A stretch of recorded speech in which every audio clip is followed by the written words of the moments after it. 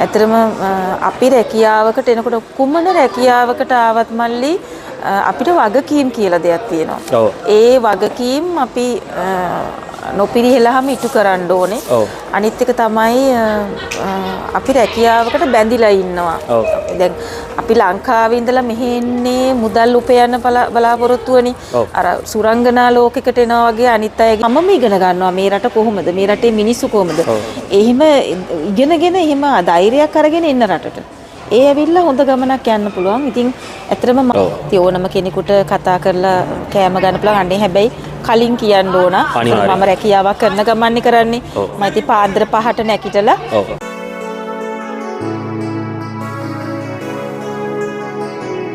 guys the travel load single YouTube channel එකට ඔයාලව සාදරයෙන් පිළිගන්නවා. ඉතින් අද මම ආවා දෙවෙනි දවසේ තිම්සොරවල ලූලියස් මෝල් එක ළඟට. ඉතින් ලූලියස් මෝල් එකට ළඟට ආපු වෙලේ මට අපේ ලංකාවේ අක්ක කෙනෙක් හම්බුණා, අපේ ලාංකිකයෙක්. අපි යාගෙන් අහලා බලමු එයා රුමේනියාවට ආවේ කොහොමද? ඒ වගේම එයා මුහුණ දුන්න අත්දැකීම්. ඉතින් හුඟක් එයාගේ රුමේනියා ගැන හුඟක් අත්දැකීම් තියෙනවා කිව්වා මට. ඉතින් අපි එයත් එක්ක කතා කරලා බලමු. ඉතින් මේ ලූලියස් මෝල් එක තිම්සොරවල තියෙන ලූලියස් මෝල් එක තමයි මේ අවට ඒරියා එක. ඉතින් හරිම ලස්සනයි මේ නත්තල් සුන්දරත්වයත් එක්ක. එහෙනම් ගයිස් අපි වීඩියෝ එක පටන් ගමු. ගයිස් මෙන්න ඉන්නවා අපේ අක්කා. කොහොමද අක්කා වාට? හොඳින් ඉන්නවා මල්ලි. ඔයාගේ නම මොකද්ද? මම දිනූෂා. ඔයා කොතර කාලයක් වෙනවද රුමේනියාවට ඇවිල්ලා? මං දැන් ඇවිල්ලා අවුරුදු 3ක් ඉවරයි. අවුරුදු 3ක් ඉවරයි. එතකොට ඔයා රුමේනියාවට ආවේ කොහොමද? මීට කලින් වෙන රටවල වැඩ කරලා තියෙනවද? ඔව් මම අවුරුදු ගානකට උඩදී කියන්නේ 2004 සිංගප්පූරුවල ඉඳලා තියෙනවා. ඊට පස්සේ නම් ගිහින් නැහැ කොහෙවත්. ඊට පස්සේ මං ආවේ රුමේනියාවට. එතකොට රුමේනියාවට ආවේ කොහොමද? ඒජන්සියක් කරාද නැත්නම් ඔන්ලයින් ඇප්ලයි කරලාද? ඒජන්සියක් කරා. ඔයා ආපු ඒජන්සිය අපිට කියන්න පුළුවන්ද? මං ආවේ නුවර සහස්රයිකින්. නුවර සහස්රයිකින්. ඔව්. එතකොට ඔයා ලංකාවේ කොහෙද? මම ලංකාවේ හෝමගම. ලංකාවේ හෝමගම. එතකොට දැන් රුමේනියාවට ඔයා එනවා. ඔයා ඇප්ලයි කරපු රැකියාව මොකද්ද රුමේනියාවේ? මම රුමේනියාවට ආවේ බේබි සිටර් කෙනෙක් විදිහට. ඔව්. ඉතින් මට හම්බෙච්ච තැන හොඳයි. මං ආපු ඒජන්සියත් හොඳයි. ඔව්. කොතර කාලයක් ගියාද වගේ රුමේනියා එන වැඩේ ඒජන්සිය හරහා කරලා දෙන්න? මං හිතන්නේ අවුරුද්දකටත් අඩු කාලයක් වගේ ගියේ. හරි ඉක්මනට මගේ වැඩ කටයුතු කෙරුණා. අපිට කියන්න පුළුවන්ද කීයක් ගත්තද ඒ කාලේ? ඒ කාලේදී මට ඇත්තටම ගියේ ලක්ෂ 11ක් වගේ. ලක්ෂ 11ක් ටිකට් වලටත් එක්කද? ඔව් ඔක්කොම. එතකොට දැන් ඔයා රුමේනියාවට එනවා. දැන් අවුරුදු 3මාරක් කිව්වා නේද තිම්සොරවල? 3ක් ඉවරයි. 3ක් ඉවරයි. එතකොට ඔයාගේ රැකියා අත්දැකීම් ගැන පොඩ්ඩක් කියන්නකෝ. ඔයා ඉල්ලුම් කරපු රැකියාව ගැන. බොහොම සුන්දර අත්දැකීම් සහ කටුක අත්දැකීම් දෙකම තියෙනවා. ඔව්.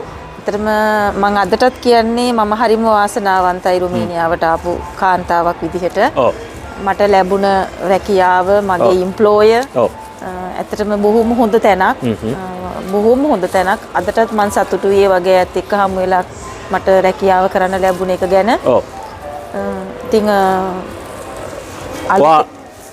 කියන්නේ එතකොට ඔයාගේ වැඩ තත්ත්වය ගත්තොත් කොහොමද වැඩ කරන්න තියෙන දවසට පැය කීයක් වැඩද? මම බොහොම නිදහසේ වැඩ කරපු කෙනෙක්. මට මාව මේ දේ කරපන් මෙතන රැඳිලා ඉන්න මේ විදිහට මේ රැකියාවට බැඳිලා ඉන්න කියන තැන තිබ්බේ නෑ මගේ ඉම්ප්ලෝයර්. ඇත්තටම මම හරිම නිදහසේ වැඩ කරනවා. නිදහසේම වැඩ කරපු කෙනෙක්. එතකොට සතියට දවස් කීයක් වැඩද ඔයා? සතියට දවස් 5 මම මට වැඩ කරන පැය ගාණක් තිබුණේ නෑ. මම ඇත්තටම පවුලේ සමාජිකයෙක් විදිහටම තමයි ඒගොල්ලෝ මට සැලකුවේ. මම උදේ 8ට බබාව බාරගත්තට පස්සේ එයාලා හවස 4ට ඇවිල්ලා බබාව බාර ගන්නකම් මම එයාලව බලාගත්තා. ඊට පස්සේ මම නිදහස්. මට ඇවිදින්න යන්න එළියට යන්න උපරිම නිදහස තියෙනවා. ඒතර රුමේනියාවට අලුතෙන් එන කෙනෙකුට ඒ කියන්නේ බේබි සිටර් කෙනෙක් විදිහට රුමේනියාවට එන කෙනෙකුට මොන වගේ දේවල්ද කරන්න තියෙන්නේ? ඔයාගේ අත්දැකීම අපිට පොඩ්ඩක් කියන්න. ගොඩාක් දේවල් තියෙනවා කරන්න සහ කියන්න. මොකද ඒ මගේ අත්දැකීම් එක්ක මගේ එක්ස්පීරියන්ස් එක්ක ඇත්තටම අපි රැකියාවකට එනකොට කුමන රැකියාවකට ආවත් මල්ලි අපිට වගකීම් කියලා දෙයක් තියෙනවා. ඒ වගකීම් අපි නොපිරිහෙලාම ඉටු කරන්න ඕනේ. අනිත් එක තමයි අපි රැකියාවකට බැඳිලා ඉන්නවා. දැන් අපි ලංකාවේ ඉඳලා මෙහෙ එන්නේ මුදල් උපයන්න බලාපොරොත්තුවනේ. අර සුරංගනා ලෝකයකට එනවා වගේ අනිත් අයගේ වීඩියෝස් අනිත් අයගේ ෆොටෝස් දැකලා මේ අර හිම කන්න කියනවනම් හිම කන්න එන්න නෙමෙයි අපි මෙහෙ එන්න ඕන. අපි අනිවාර්යයෙන්ම එන්න ඕන රැකියාවක් කරන අරමුණින්. ඒක තමයි ප්‍රධානම අරමුණ. තමන්ගේ අරමුණට යන්න. ඉතින් විශේෂයෙන්ම බේබි සිටර් කෙනෙක් විදිහට මගේ එක්ස්පීරියන්ස් එක මම කියන්නේ විශේෂයෙන්ම ඉම්ප්ලොයර් එක්ක බොහොම සුවදව ඉන්න මොන රැකියාව කරත් මල්ලි ගෙදරක අතු ගෑවා හෝ බබෙක් බලාගත්තා හෝ මොනම රැකියාවක් කරත් මල්ලි තමන්ට කියන ක්වොලිටි එකක් තියාගන්න. අර ලංකාවේ සමහර මිනිස්සු සලකන්නේ බැල මෙහෙවරකම් කරනවා කියලා. එහෙම ඒ ගතියෙන් එන්න එපා. විශේෂයෙන්ම මැද පෙරදිග. මැද පෙරදිග ගෘහ සේවිකාවක් එවන විදිහට මෙහෙට එවන්න එපා. විශේෂයෙන්ම. ඉතින් මේ මිනිස්සු ඇත්තටම බටහිර ලෝකයේ මිනිස්සු, යුරෝප් මිනිස්සු.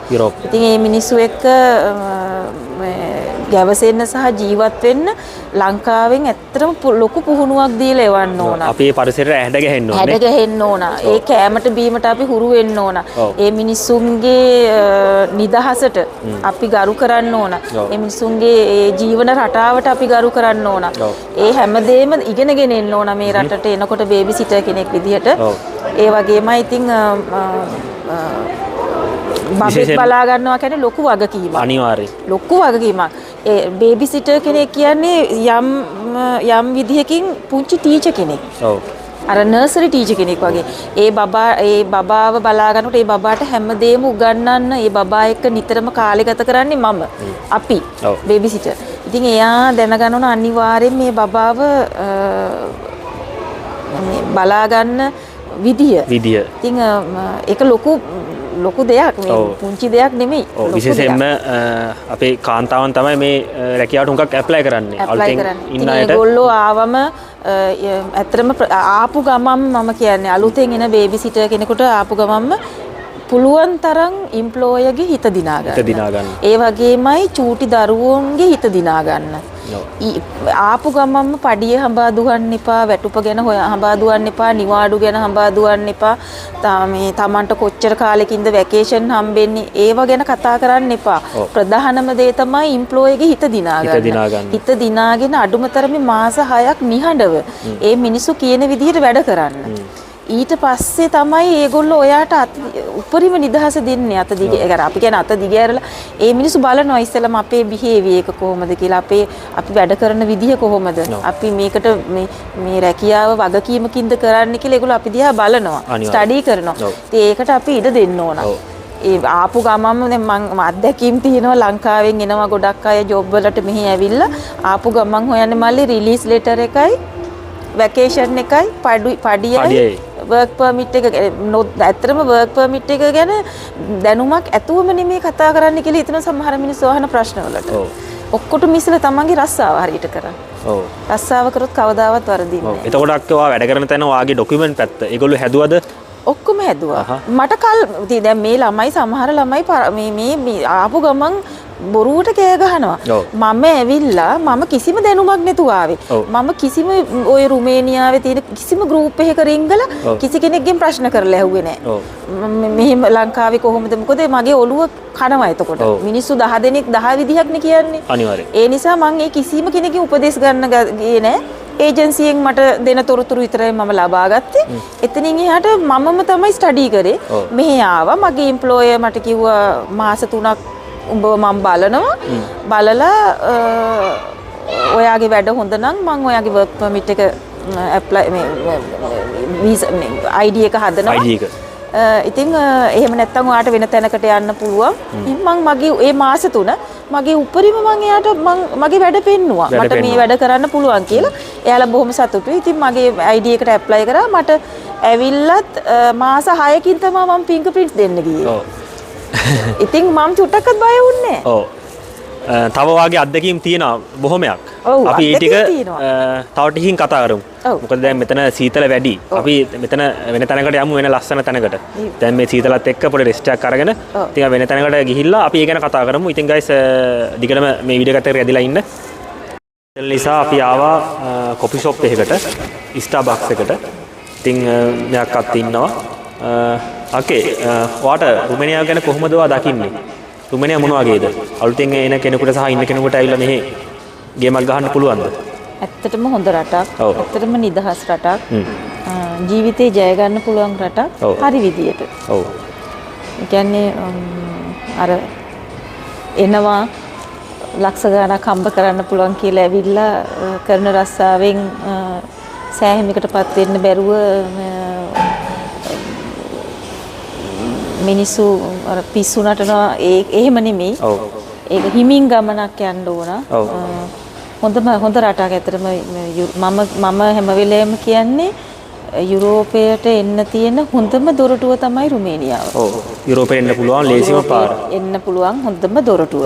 ඉතින් මෙහි ඒ ඇවිල්ලා දොරටුවට ඕගොල්ලන්ට එන්න chance එක ආවම ඒ දොරටුව විවෘත වුණාම එන්න. ඔව්. ඇවිල්ලා ටිකක් දුක් විඳින්න වෙනවා. ඔව්. ඇත්තටම ඒ රැකියාවල් අනුව Taman ඒක අර ලක් එක තමයි ඉතින්. ලක් එක තමයි. ඔව් ලක් එක අපි එන කම්පැනි අනුවත් ඒක වෙනස් වෙනවා වෙනස් වෙන එම්ප්ලොයර් අනුව තමයි රැකියාව අනුව. ඉතින් හැම වෙලේම මම කියන්නේ අලුතෙන් එන්න කෙනෙකුට ඕගොල්ලෝ හොඳ ස්කිල් එකක් හදාගෙන එන්න. ඔව්. ඕගොල්ලෝ පුළුවන් තරම් එන්න. ඕගොල්ලන්ට කාලයක් යනවනේ. පරිම අවුරුදු එකමාරක් දෙකක් යනවා. ඒ කාලය ඇතුළත මොනවාම හරි කෝස් එකක් කරලා මේ යුරෝපයේ ඕනම රටකට ගිහිල්ලා විශේෂයෙන්ම පිරිමි ළමයින්ට ඩ්‍රයිවිං ලයිසන්ස් එක අරන් එන්න. ඒ වගේම හොටෙල් කෝස් එකක් කරගෙන එන්න. මොනවාම හරි. Tamanට අදාළ රැකියාවට හොඳ පළපුරුද්දක් හදාගෙන එන්න. හදාගෙන එන්න. ඔව්. ද ගර්ල් කෙනෙකුට හෙයා කටින් බියුටි කියන්නේ ඔය තියෙනවනේ ගර්ල්ස් ලටත් කරන්න. එක ශේෂ්ත්‍ර තියෙනවනේ. ඔව් ඒ ශේෂ්ත්‍ර වලින් උපරිම ඉගෙනගෙන එන්න ස්කිල් එකක් හදාගෙන එන්න ටීචින්. මෙහි වැඩ කරද්දී ගැහණු පිරිමි කියලා ભેදයක් නැහැ. ඔක්කොම වැඩ එකට. අක්කයික හොඳටම දන්නවා. ඔව් ඉතින් හොඳට භාෂාවල් ඉගෙනගෙන එන්න ඉංග්‍රීසි දැනුම හදාගෙන එන්න. ඉස්සර වගේ නෙමෙයි දැන් ඉංග්‍රීසි දැනුමෙන් ප්‍රයෝජනයක් ගන්න පුළුවන්. අනිවාර්යයෙන්ම ගන්න පුළුවන්. දෙවෙනුවට මෙහි රුමේනියන් භාෂාව ඒක ටික ටික අපිට ඉගෙන ගන්න පුළුවන්. පුළුවන්. ඉතින් ඒ රුමේනියන් භාෂාව ඉගෙන ගන්න ඕනි කියලා එච්චරම ලොකු කලබලයකින් ඉන්න ඕනේ නැහැ. හොඳට ඉංග්‍රීසි හදාගෙන ඉන්නේ ඒත් ඇති. ඉතින් හොඳ රටක් වැටුප් ගත්තොත් ඇත්තටම දැන් අලුතෙන් එන අයට පුංචි අසාධාරණයක් වෙනවා. ඒක මොකක්ද අසාධාරණයක් වෙනවා කියන්නේ ඉතින් අර දැන් වර්ක් පර්මිට් කියන එකක් දැන් රැල්ලක්. ඒක දැන් ව්‍යාපාරයක්. ගොඩාක් දැන් මෙහි තියෙන ව්‍යාපාර. ඉතින් මේ කෙනා මෙයා කියලා මම නම් වශයෙන් කියන්න ඕනේ කවුද කරන්නේ එහෙම කියලා. නමුත් මේක ව්‍යාපාරයක්, ජාවාරමක්. ඇත්තටම දැන් යන්නේ ජාවාරමක්. ඉතින් ඒක අවබෝධ කරගෙන ඒවා දැනගෙන කොහොම හරි මේ රටට එන දොරටුව විවෘත වෙලා තියෙනවා නම් එන්න. ඇවිල්ලා හිමින්, ඒ කියන්නේ හිමීට කලබල නැතුව අර කිසි මිනිසුන් විශේෂයෙන්ම ලංකාවේ මිනිස්සු පුරුදු වෙලා ඉන්නවා අනුන්ගෙන් උපදෙස් ගන්න. උපදෙස් අරගෙන තමයි ජීවිතේ ගොඩනගා ගන්න හදන්නේ. එහෙම එපා. තමන්ට කියලා පෞරුෂයක් හදාගන්න. ගැහැණු පිරිමි කියලා ભેදයක් නැහැ. හරි මම යනවා. මම මේ දේ කරනවා. කොහොම හරි මම මෙතනින් නැගිටිනවා. මට කාගවත් උපදේශ අවශ්‍ය නැහැ. මමම ඉගෙන ගන්නවා මේ රට කොහොමද? මේ රටේ මිනිස්සු කොහොමද? එහෙම ඉගෙනගෙන එහෙම ධෛර්යයක් අරගෙන එන්න රටට. ඒ ඇවිල්ලා හොඳ ගමනක් යන්න පුළුවන්. ඉතින් ඇත්තටම මම කියන්නේ මම අර හොඳ සහ නරක කියන දෙකම අත්දැකීම් ලැබලා තිනවා. මෙහෙට ආවොත් විශේෂයෙන්ම මම කියන්නේ ලංකාවේ අපේ ජාතීන් එක්ක තියෙන ඇසුර අඩු කරන්න. ඒ ඇසුර පැවැත්වුවොත් නම් ජීවිතේ ඉවරයි. මොකද ඔළුව කතාවක් තියෙන ඇසුර වැරදුනොත් සසර වර්ධිනවා කියලා ඒ වගේ තමයි. ඉතින් හරි පරිස්සමට ඇසුරු කරන්න ඕන මිනිස්සු මෙහි ඉන්නේ. නමුත් කමියුනිටි එකක් ඉන්න ඕනේ. අපේ රටේ කමියුනිටි එක අපි මුහු වෙන්න ඕනේ. ඉතින් ඒ මුහු වුණාට අර අපි කියන්නේ අතේ දුරින් හැමදේම අතේ දුරින් තියාගෙන රැකියාවත් බේරගෙන හොඳ ගමනක් යන්න පුළුවන්. ඉතින් මෙතනින් එහාට විශ්වාස කරන්න පුළුවන් පුද්ගලයෝ ඉන්නවා. නමුත් හැමෝම නෙමෙයි. ඒ වගේම ඉතින් මෙහි ඉඳලා ටාගට් තරුණ ළමයි ගොඩක් ඉන්නවා. ඒ තරුණ ළමයින්ට මම කියන්නේ මෙතනින් ඉඳලා මොන හරි දෙයකට පාර හදා ගන්න. තව යුරෝපයේ රටට යන්න පුළුවන් අනිත් රටවල් වලට. ඒ යන පාර හිමීට හදා ගන්න. කලබල වෙන්න එපා. ඉතින් එහෙම ගිහිලා ජීවිතේ දින්න මිනිස්සු ඉන්නවා. මම දන්න අය ඉන්නවා. ඉතින් ඒ වගේ කලබල වෙන්න එපා. හිමීට ඒ පාර හදාගන්න. නමුත් මේ රටෙත් හදාගත්තු මිනිස්සු ඉන්නවා. ඔව්. ඉතින් අර කරන්නම් වාලේ කරන්න එපා. අරයා කරනවා, මෙයා කරනවා, මෙයාව කොපි කරනවා එහෙම නෙමෙයි. තමන්ගේ ජීවිත තමන් දන්නවනේ. තමන්ට කළ හැකි නොහැකි දේ මොකද්ද කියලා එතනින් තමන්ගේ වැඩ පෙන්නන්න. වැඩ පෙන්නලා මෙහි ඉගෙන ගන්න පුළුවන් ආයතන තියෙනවා. ඒවා හොඳට සර්ච් කරන්න. අරයාගෙන් මෙයාගෙන් අහන්න එපා. තමන් තනියෙන් හොයන්න. විශේෂයෙන්ම ලංකාවේ කෙනෙක්ගෙන් අහනවට වැඩිය මේ රටේ දෙයක්කින් උපදෙසක් ගන්න රුමේනියන් කෙනෙක්ගෙන්. ඒක තමයි මම හිතන්නේ වඩාත්ම සුදුසු. මේ රට ගැන දන්නේ මේ රටේ මිනිස්සුනේ අපේ අයට වඩා.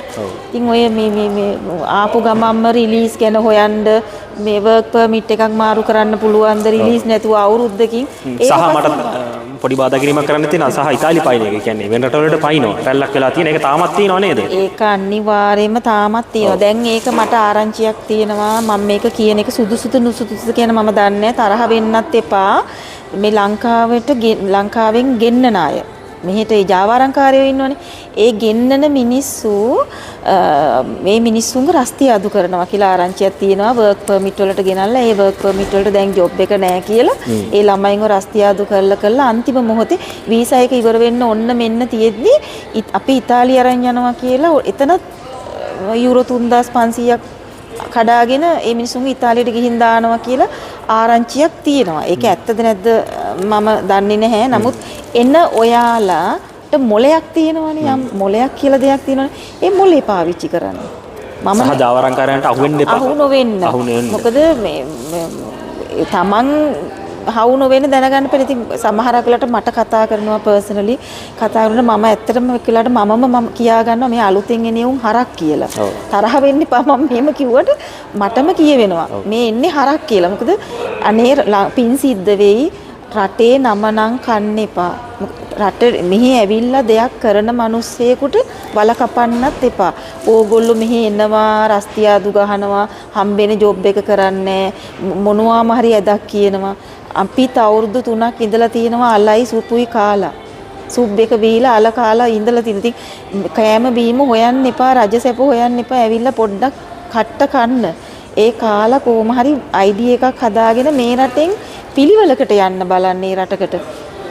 ආපු ගමන් ඕගොල්ලෝ ගියාට පස්සේ තව ඉන්න මිනිස්සුන්ට ඒකේ ඒ ප්‍රතිඵල ලැබෙන්නේ ඉන්න මිනිස්සුන්ට. මොකද ඒ ඉම්ප්ලොයර්ස්ලා හරක්ට වගේ සලකන්නේ ඊට පස්සේ ඊළඟට එන බැජ් එකට. ඒක හොඳ අත්දැකීම් මම ලබලා තියෙනවා. ඔව් ඉතින් හොඳට ඉන්න ඉම්ප්ලොයර්ස්ලා තිරසන්නු කරලා තියෙන්නේ අපේ ලංකාවේ මිනිස්සුම තමයි. මොකද මට එහෙම මිනිස්සු හම්බෙලා තියෙනවා. මම පර්සනලි ඉන්ටර්විව් ගියාම මගෙන් ඉම්ප්ලොයර්ස්ලා අහලා තියෙනවා දිනුෂා ඔයත් මෙහෙම වෙයිද කියලා. ඉතින් අර අපිට මිනිස්සෙක් එක්ක කතා කරන්න හැකියාව තියෙන නිසා අපිට ඒක තේරුම් කරලා දෙන්න පුළුවන් මේ මිනිසුන්ට. අපේ විශ්වාසය උන්ට දෙන්න පුළුවන්. අනේ පින් සිද්ධ වෙයි එන අය ඇවිල්ලා පොඩ්ඩක් ලැබෙන රස්සාව කරන්න. මෙහි දේශගුණේ එක්ක බලනකොට ලොකු කට්ටක්. මාස 6ක් සීතලේ ඉන්නවා කියන්නේ එළියේ වැඩ කරන කෙනෙකුට ලොකු කැපවීමක් කරන්න ඕන.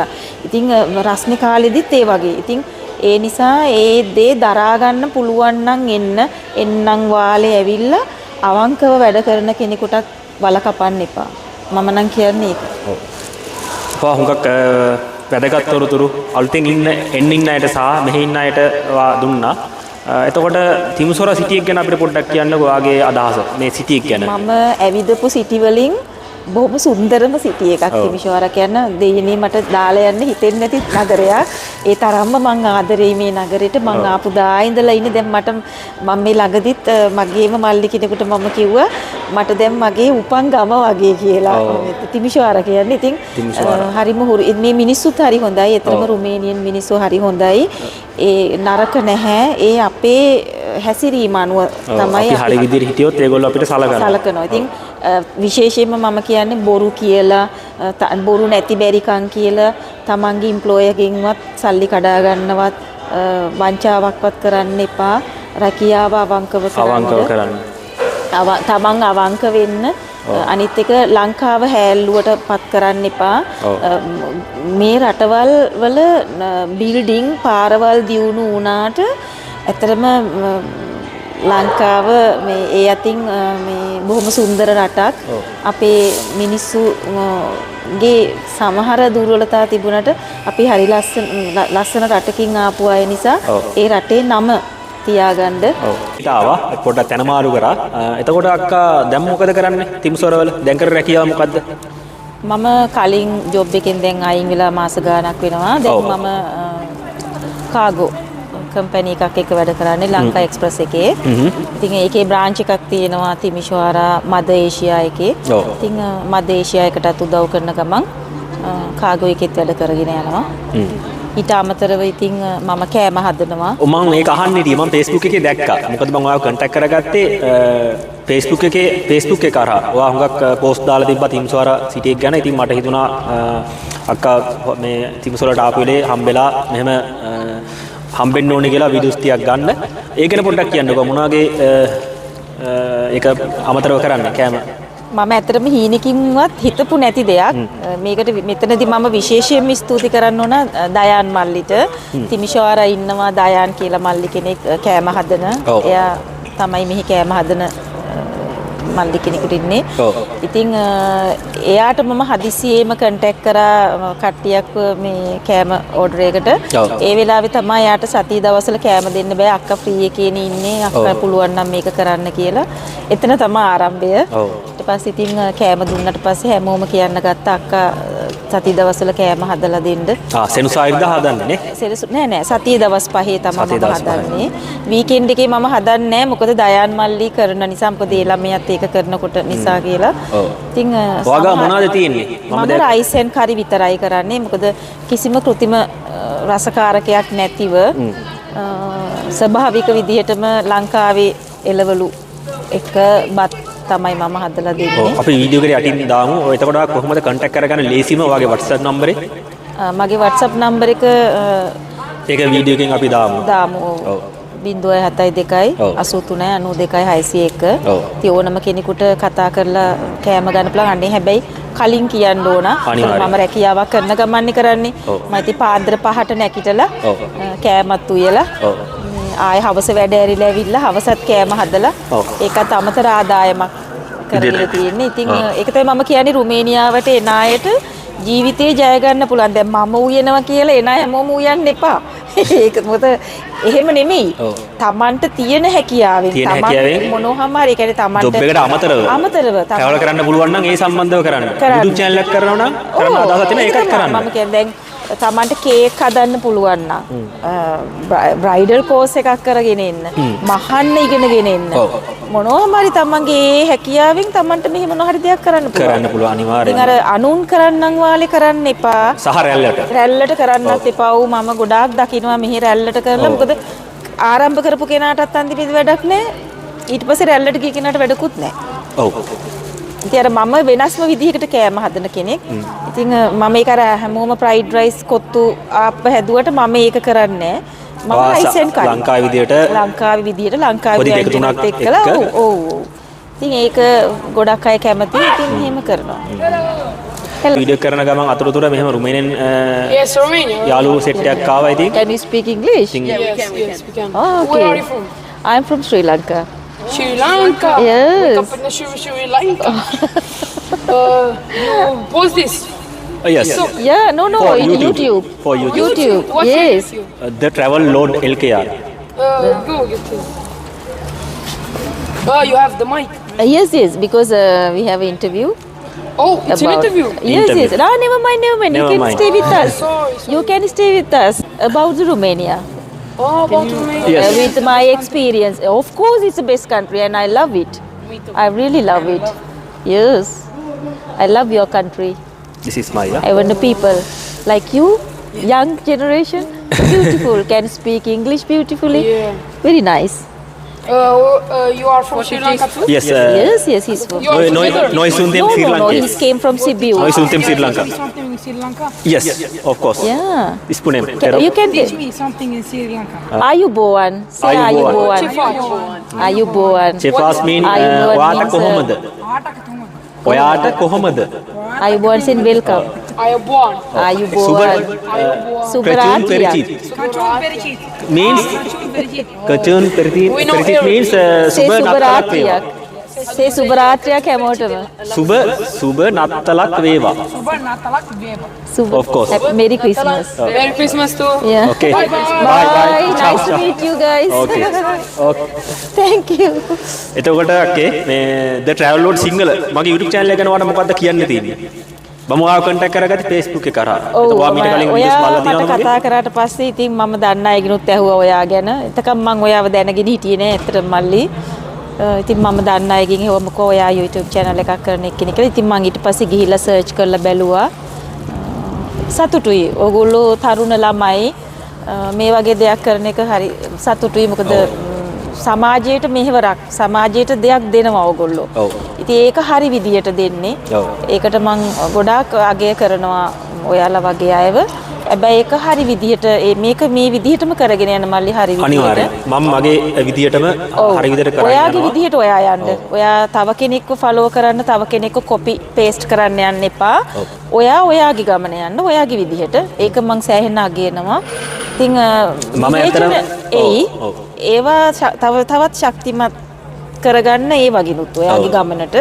මොකද සමහර මිනිස්සු හරි කැමති විවේචනය කරන්න.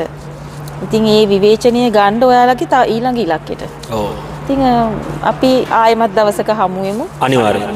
මම කැමති ඔයාලා වගේ තරුණ ළමයින්ට අපේ තව ලොකු වැඩපිළිවෙලක් ඉදිරියට තියෙනවා. මොකද මම young generation එකත් එක්ක රුමේනියාවේ පුරාම ඉන්න එකතු වෙලා